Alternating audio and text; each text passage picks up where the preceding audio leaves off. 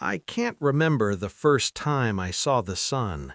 Memories only go back to when I was about 3 years old, and by then I was about 4 feet tall. I lived on the corner of two streets, but they were never that busy. Always the same people going back and forth all day long. My home was on the smaller side, a one-story with beige siding. I'd look into the windows just to see what was going on, and sometimes, looking back at me, would be a little boy. I had grown by the time the boy finally approached me. He looked up at me and studied me, but I was too tall for us to play together. His dad mowed the lawn a lot, kept it pretty short. The boy would ride on his dad's lap, and he'd scream when his dad would go in circles around me. On sunny days, him and his parents would be outside playing and eating. They would play tag and would let the boy win. He was far too small to keep up with them, so I guess it makes sense just to let him feel good. The year goes by fast until it hits winter. Everything seems to slow down then. I'm always tired, and piece by piece I fall apart. The wind would pick up, and these pieces of me would blow away down the street and out of sight. The boy didn't come out to see me often when it was winter. The first day of spring is my favorite day of the year, when the sunlight hits me and I feel the warmth on my back. The boy was taller now, and so was I. Now he was no longer the only one. There was another, much smaller boy. When I would look into the windows, the smaller boy would be looking back at me. I had come to know the taller boy by David, as that is what everyone seemed to call him. He would come outside and climb my arms, and we would sit together and watch the sun go down. Once the light disappeared behind the horizon, he would jump down, look at me for a second, and then go back inside. It seems every boy loves football when they hit a certain age.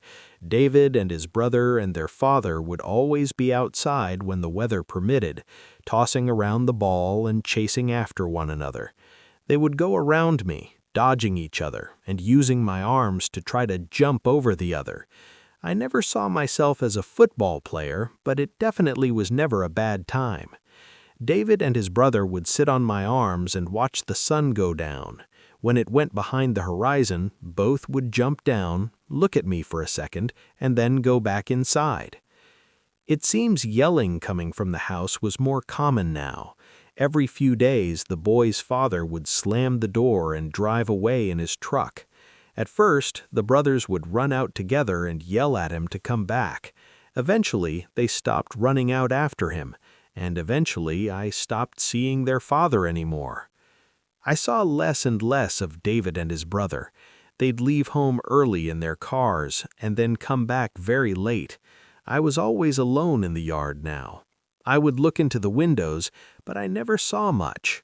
The grass was longer than usual, the neighborhood older than it was, and I taller. The boys were gone by next summer, and their mother put the house up for sale. Every day, I just stood in the yard, watching cars go by and watching the lawn service poorly cut the grass. The boy's mother started coming out to see me. At first, she would just walk around me or sit by me.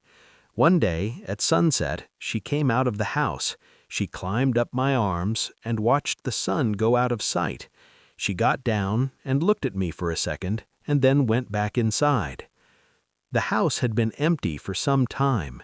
Months passed, seasons changed, my leaves fell off. It's funny, for standing here so long, you'd think I had my fill of this world, its people. You'd think it would be all right to be alone. You'd think I wouldn't feel the years go by. Spring had started not too long ago when a moving truck showed up in front of my home. A young couple got out, holding their young daughter. The grass was mowed again, and lights were on in the house at night. I'd look into the windows just to see what was going on, and sometimes, looking back at me, would be a little girl.